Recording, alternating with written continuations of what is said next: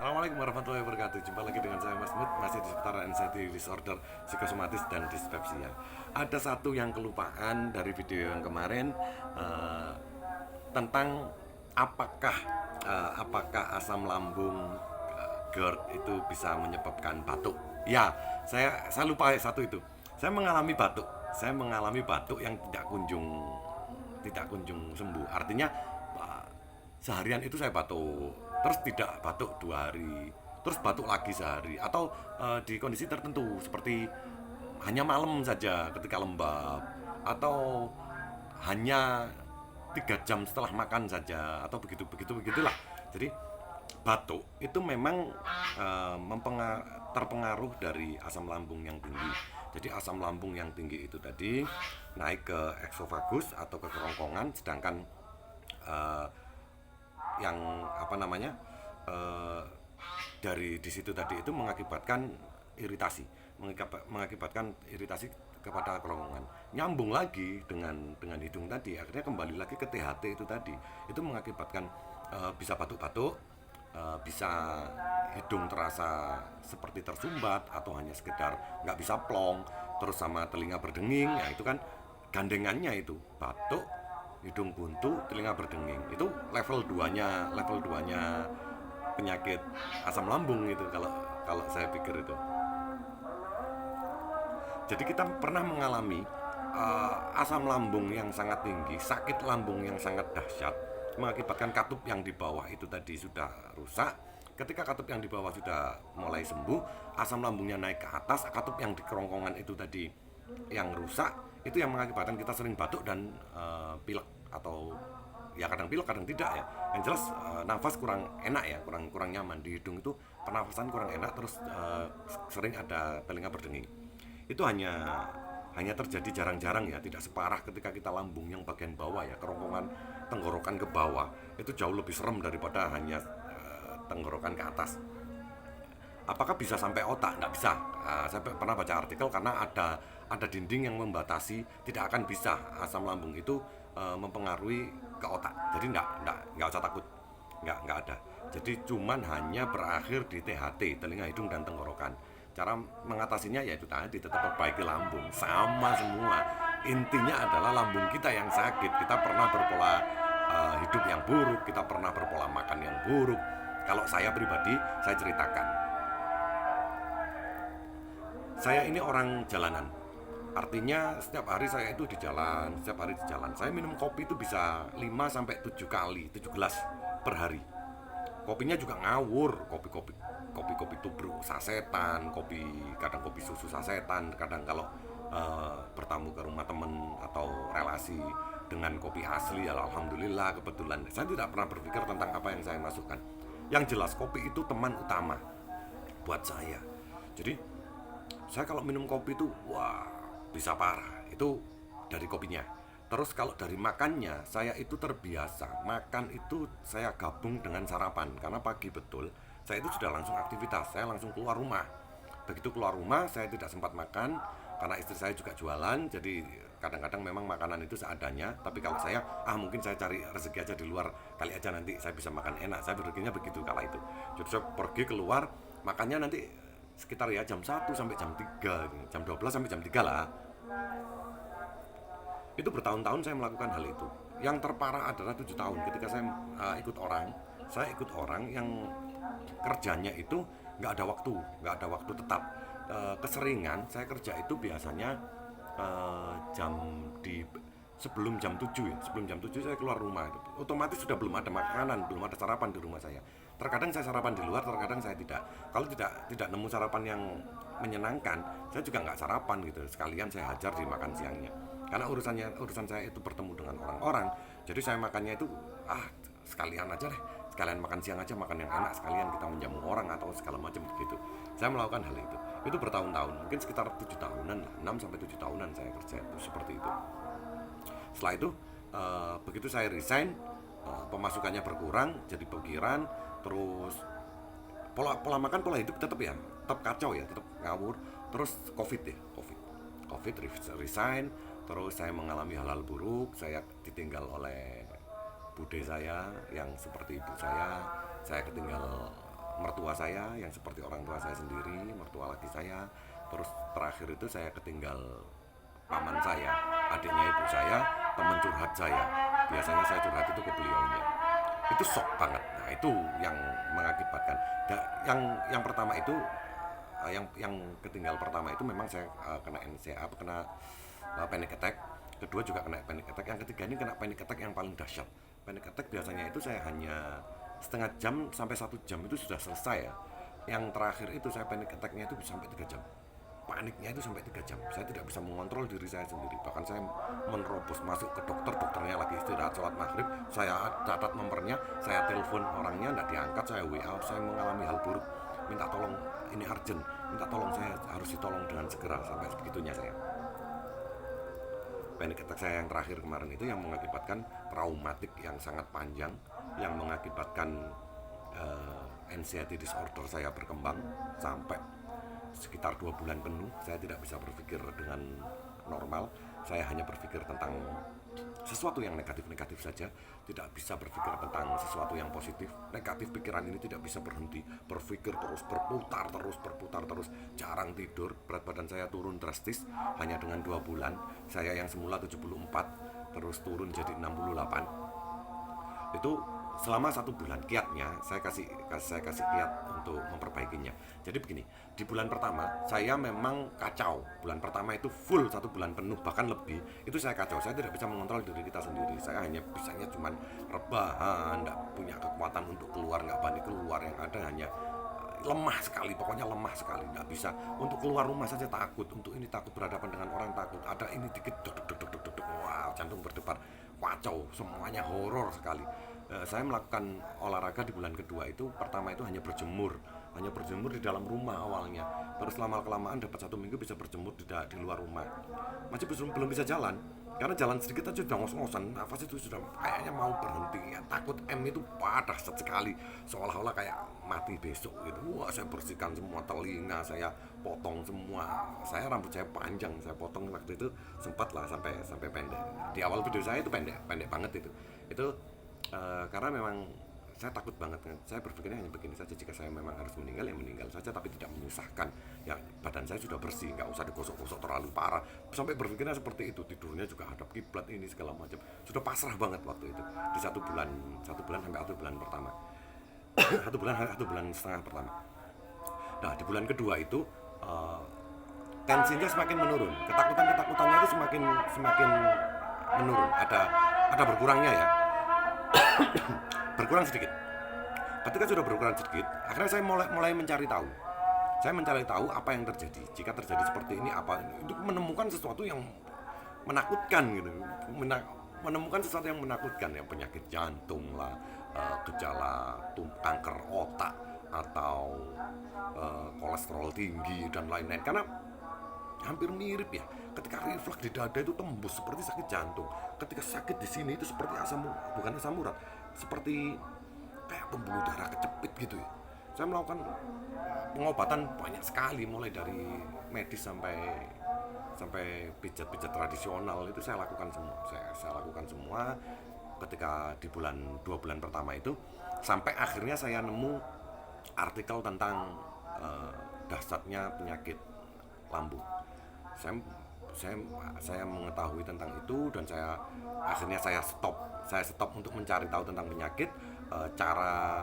Caranya saya browsingnya saya menulisnya begini. Yang dulu dada sakit sebelah kiri, kenapa kan begitu ya? Kenapa kok pusing terus di bagian belakang sampai pundak lah? Dulu kenapa? Saya ganti. Cara mengatasi pusing leher, cara mengatasi berat di leher, cara mengatasi pusing di bagian kepala belakang, cara mengatasi lambung agar cepat sembuh. Jadi pengetikannya sudah berbeda. Saya lakukan solusi, saya mencari solusi waktu itu. Di bulan kedua itu saya cari solusi dan saya terapkan. Saya beli minyak ikan, saya beli susu kedelai, saya beli gamat gold, saya beli vitamin, pokoknya segala macam vitamin saya minum semua. Sebenarnya ya lucu juga sih waktu itu ketika diingat sekarang ya, tapi kalau waktu itu memang langkah yang paling tepat, memang bisa menjadikan tambahnya percaya diri, semangat diri. Dengan kita mengkonsumsi itu kita merasa semakin membaik. Makan saya konyol, saya hanya makan sayurnya itu sayur sop, bayam, sama kelor. Hanya 3 itu diputar-putar terus, diputar-putar terus. Malah bulan pertama saya bubur terus, dan itu salah. Terus minum air gula, terus minum air gula terus. Ternyata ya kala itu memang benar, kala itu adalah langkah yang benar menurut saya sih, karena memang tidak terjadi apa-apa di tubuh saya. Terus akhirnya ketika sudah mulai tahu dahsyatnya olahraga, kita sudah harus berjalan kaki. Sejatinya kita ini manusia itu idealnya kita harus berjalan kaki paling tidak itu 6 kilo sampai 7 kilo per hari itu, tapi kita nggak mampu lah segitu. Jadi saya menargetkan 500 meter per hari kala itu di bulan kedua. Bulan ketiga saya jalannya sudah mulai 1 kilo, bulan keempat sudah mulai 2 kilo. Jalan kaki rutin, itu rutin saya lakukan terus dengan saya konsumsi kurma terus yang paling rutin, terus jamu, rimpang dan rempah, meniru Dr. Zaidul Akbar itu saya minum terus sampai akhirnya saya lepas, saya tidak minum jamu itu, hanya ketika saya ingin saja saya minum itu. Ketika saya tidak ingin, saya tidak minum. Jarang sekali, mungkin 1 bulan bisa hanya 2 kali saja saya minum jamu tersebut. Sampai segitunya. Vitamin itu masih separuh lebih, nggak ada yang sampai habis. Terus ternyata ya itu tadi, karena kita mencari tahu cara sembuhnya secara herbal, secara manual, secara alami. Saya mencari tahu dan cara menyembuhkannya dengan alami begitu. Akhirnya semakin tahu, wawasan semakin banyak, semakin ini. Awalnya juga takut, keluar juga takut. Saya pernah menghadiri suatu acara dan saya minta jemput kakak saya. Saya minta tolong, saya sudah tidak kuat ini, sepertinya saya kayak mau pingsan, minta tolong dijemput. Kondisinya di luar kota, dijemputlah saya sama kakak saya. Alhamdulillah kakak saya rumahnya di daerah situ dan saya beristirahat di rumah kakak saya. Itu serem banget ketika sudah kambuh itu. Wah, di sini sudah rasanya panas semua, sama kaki itu panas semua, nggak bisa memikir, di sini kaku semuanya. Wah, pokoknya horor. Kalau saya ingat lagi itu horor. Saya sudah lama nggak bikin video, makanya saya bersemangat sekali untuk menceritakan tentang kehororan yang pernah terjadi, karena sudah lupa saya sangat-sangat lupa sekali tentang hal itu. Saya bikin video lagi buat semangat teman-teman yang masih di kondisi seperti saya dulu. Kalau di kondisi saya per hari ini, alhamdulillah saya sudah membaik, saya sudah tinggal berceritanya saja. Setelah itu setelah saya tahu tentang cara pengobatan, cara alaminya, saya lakukan terus, saya mendoktrin pikiran saya dengan sesuatu yang positif terus. Saya dengarkan tausiah positif, semuanya yang ada di diri kita itu tentang positif. Yang semula hanya, jangankan bertengkar, dibentak istri sedikit saja sudah anak rame sedikit wah nggak enak sekali.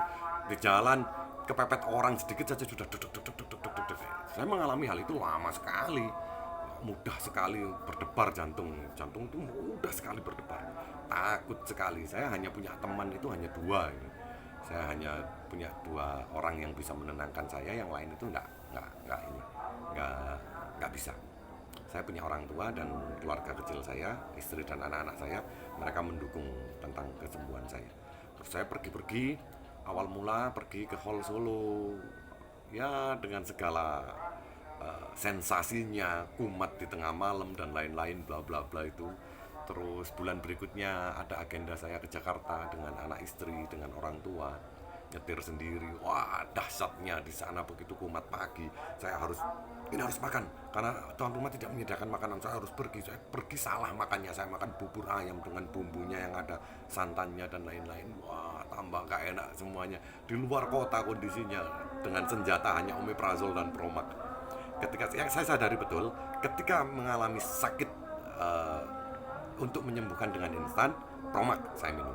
Tapi ketika untuk menahan produksinya asam lambung, saya minum omeprazol. Jadi malam setelah makan, sebelum tidur saya minum omeprazol. Di luar kota saya begitu. Tapi ketika diem begini tiba-tiba sakit, lah itu Promax itu. Saya sadari 2 itu yang jadi andalan saya ketika di luar, dengan pola makan yang baik. Dan saya bawa kurma terus. Kurma itu saya cemil terus. Saya makan kurma terus. Wah, saya dahsyat. Sampai detik ini saya kurma. Mungkin sekitar 8 kilo dari saya sakit. Artinya ketika 8 bulan, berarti kan satu bulan saya mengkonsumsi 1 kilogram kurma. Dari yang mahal sampai beli kurma yang murah-murah aja buat minuman itu sudah harian, itu saya minum terus. Itu kalau kurma itu saya tabarukan Kanjeng Nabi Muhammad itu kalau berbuka puasa atau makan itu keseringan hanya kurma 1 biji 3 biji. Beliau daharnya seperti itu, saya tabarukan di situnya. Untuk kurmanya saya meminta berkah dari meniru Nabi Muhammad SAW. Untuk yang lain-lain yaitu tadi cara penyembuhannya itu butuh proses, memang butuh waktu. Satu itu ketika kita sadar kalau kita sakit, dan kita sadar kita ikhlas menerima sakit tersebut, dan kita mulai semangat untuk menghilangkan penyakit tersebut dalam diri kita, terus kita semakin semangat, semakin positif, akhirnya dengan seiring berjalannya lagi-lagi waktu itu bisa menyembuhkan, bisa melupakan trauma, bisa menjadikan kita lebih kuat. Jadi ketika ada orang yang sakit sampai setahun, 2 tahun, atau 3 tahun bahkan, atau berbulan-bulan, ketika lama itu memang butuh waktu, karena langkah yang dilakukan kurang tepat mengakibatkan waktunya itu semakin panjang. Jika langkah yang dilakukan itu semakin tepat, maka dibutuhkan waktu yang semakin singkat untuk bisa menyembuhkan ini, karena tidak ada sakit yang permanen ya, tidak ada sakit yang permanen. Ketika kita minta untuk sembuh, insya Allah kita dikasih sembuh. Saya bersemangat sekali untuk sembuh. Alhamdulillah, saya di bulan ke-5 itu anxiety disorder sudah mulai membaik. Terus bulan ke-7 ini, di bulan Ramadan ini, dispepsia saya sudah jauh membaik. Sudah, ya saya bilang 99% saya ini sembuh. Saya tetap membuat video ini saya lebih tertarik membuat video tentang ini, mengatasi penuaan diri dini ya. Karena ketika sakit kita berbulan-bulan tersebut itu mengakibatkan kita turun. Saya ketemu dengan teman-teman saya. Rata-rata teman-teman saya itu bilang saya kelihatan tua. Kamu kok kelihatan semakin tua? Kamu kelihatan tua. Selalu bilang seperti itu. Kamu kelihatan tua. Terus gimana nggak tua? Ketika asam lambungnya naik, sakit ke giginya rompal, merotol. Saya selama sakit ini saya copot gigi kalau nggak salah 3, saking takutnya, sering begini, sering geget gitu kan. Itu saya kehilangan gigi 3 kalau nggak salah. Semakin terlihat tua, rambut semakin memutih, ada keriput di daerah sini, kemarin di sini tuh ada keriputnya. Dan sekarang sudah saya tangani. Saya makan sesuatu yang tidak banyak mengandung pestisida, tidak banyak mengandung pengawet. Saya lebih makan ke hal-hal yang alami. Saya lebih konsentrasi, lebih suka makan buah. Terus kurmanya saya kencengin, buah-buahan saya kencengin, dan saya ingin tidak terlihat tua. Jadi saya melakukan hal itu. Saya belajar terus tentang cara mengatasi penuaan dini. Jadi saya tidak mau terlihat tua. Saya ingin memperbaiki tubuh kita. Ketika tubuh kita sudah saya sakiti dulu bertahun-tahun, ketika sudah mulai membaik dan saya ingin membalas ke tubuh kita dengan kebaikan, saya akan memberikan asupan-asupan yang baik-baik saja kepada tubuh saya sendiri, untuk agar kita lebih awet atau lebih sehat lagi di kemudian harinya. Akan saya tertibkan dengan olahraganya juga. Sekarang olahraga saya juga mulai kenceng sebelum puasa ya. Tapi puasa ini lagi kendor lagi jarang, karena sering hujan. Musim hujan saya jarang jalan-jalan. Kalau jalan-jalan pagi takut haus, jadi jalan-jalan saya itu selalu sore. Kebetulan di tempat saya itu hujannya itu sore-sore, jadi ya olahraga saya lagi semakin sedikit ya. Nanti setelah lebaran mungkin saya akan hajar lagi olahraga saya. Jalan 2 kilometer per hari itu akan saya lakukan lagi terus. Saya ingin mengembalikan kondisi tubuh saya seperti sebelum sakit, bahkan atau bisa lebih baik daripada sebelum sakit dulu. Jadi begitu niat saya. Terima kasih sudah melihat video saya, semoga terinspirasi atau termotivasi. Assalamualaikum warahmatullahi wabarakatuh.